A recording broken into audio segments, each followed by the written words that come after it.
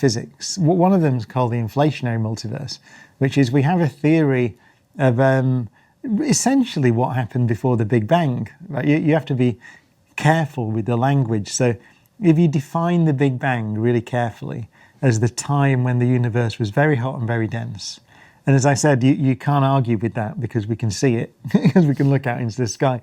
Our best theory of how the universe got into that state is that there was a time before that, and it's called inflation.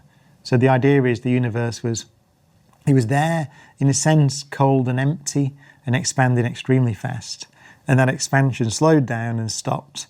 And the energy that was driving that expansion got dumped into space, heated it up, and made all the particles out of which we're made. And that's what we call the Big Bang. So that's textbook. It's a textbook theory called inflation. It made predictions, some of which have been tested. Some incredible predictions, actually, about the way that galaxies are distributed across the sky, because they're not just random.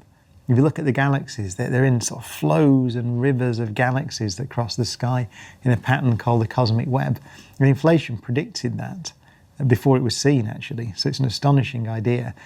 That theory has a kind of an extension called eternal inflation, which is that the inflation essentially goes on forever. And it just stops in little patches. So you imagine the fabric of the universe, space-time, stretch, stretch, stretch.